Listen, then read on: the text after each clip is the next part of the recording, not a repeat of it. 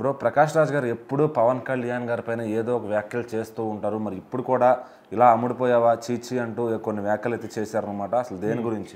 అయితే ఇప్పటి వరకు ఇక్కడ పవన్ కళ్యాణ్ గారు ఏ పని చేసినా, ఆయన ఏది మాట్లాడినా కూడా ఎవరికి తప్పుగా అనిపిస్తున్న విషయం పక్కన పెడితే, ప్రకాష్ రాజ్ గారు మాత్రం ఎప్పటికప్పుడు ఆయన మాటల్ని విమర్శిస్తూ ట్విట్టర్ వేదికగా జస్ట్ ఆస్కింగ్ అనే ఒక హ్యాష్ ట్యాగ్‌తోని చాలా సార్లు పెడతారు. ఇప్పటివరకు మనం చూసాం.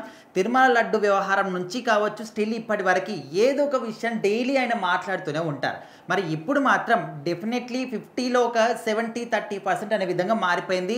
ఖచ్చితంగా పవన్ కళ్యాణ్ గారు మాట్లాడిన మాటలు తప్పు అని చాలామంది కూడా అభిప్రాయపడుతూ ఉన్నారు. ఆయన ఫ్యాన్స్ కూడా. ఎందుకంటే ఆయన మాట్లాడిన మాటలు రీసెంట్‌గా ఒక మీటింగ్‌లో మాట్లాడుతున్నప్పుడు హిందీ భాష అనేది మన రాజ్య భాష.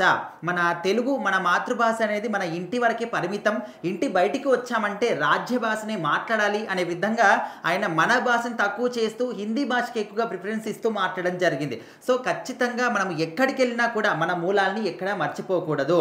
మనం వేరే రాష్ట్రాలకు వెళ్ళినా, వేరే కంట్రీస్‌కి వెళ్ళినా కూడా మన భాష ఏంటి, మన మాతృభాష ఏంటి, మన తెలుగు భాషని ఇక్కడ అంటే రిప్రజెంట్ చేసుకోవాలి తప్ప వాళ్ళ భాషకు అనుగుణంగా మనం అక్కడికి వెళ్ళాం కాబట్టి వాళ్ళ భాషనే మంచిది, వాళ్ళ భాషనే గొప్ప అనే విధంగా మాట్లాడడం కూడా కరెక్ట్ కాదు అని చెప్పేసి డెఫినెట్లీ అర్థమైపోతుంది. సో ఆ ఒక్క మాట్లాడిన వీడియోని షేర్ చేస్తూ ప్రకాష్ రాజ్ గారు మరి ఈ రేంజ్‌కి అమ్ముకోవడమా చీచి అంటూ రాసుకొచ్చి దాని కింద ఈ యొక్క పవన్ కళ్యాణ్ గారు మాట్లాడిన వీడియోని మాత్రం ఆయన పోస్ట్ చేయడం జరిగింది. సో చాలా మటుకు కూడా ఒక 70-80% పీపుల్ అందరూ కూడా ప్రకాష్ రాజ్ గారు చెప్పినటువంటి ఈ వ్యాఖ్యలకి సపోర్ట్ చేస్తూ ఉన్నారు. ఇంకా మిగతా 30-20% పీపుల్ అందరూ కూడా ఇంకా డైహార్డ్ ఫ్యాన్స్ ఉంటారు కాబట్టి పవన్ కళ్యాణ్ గారికి. సో వాళ్ళు ఆయన ఏది మాట్లాడినా కూడా కరెక్టే అనిపిస్తుంది కాబట్టి డెఫినెట్లీ వాళ్ళు సపోర్ట్ చేస్తారు. బట్ ఆల్మోస్ట్ ప్రజలందరూ కూడా ఇక్కడ జనసేన పార్టీ వాళ్ళు కావచ్చు, ఫ్యాన్స్ కావచ్చు, ఎవరైనా కావచ్చు, మీరు ఖచ్చితంగా మీరు హెల్పింగ్ నేచర్ ప్రకారం కావచ్చు, లేకపోతే రాష్ట్రం డెవలప్మెంట్ పరంగా కావచ్చు, చాలా బాగా చేస్తున్నారు, అద్భుతంగా ఉంది, ఓకే. బట్ మనము వేరే రాష్ట్రానికి వెళ్ళినా, వేరే కంట్రీస్కి వెళ్ళినా కూడా మన భాషను రిప్రజెంట్ చేయాలి, మన భాష గురించి గొప్పగా మాట్లాడాలి తప్ప ఇలా అదుపు తప్పి మాట్లాడడం కరెక్ట్ కాదు.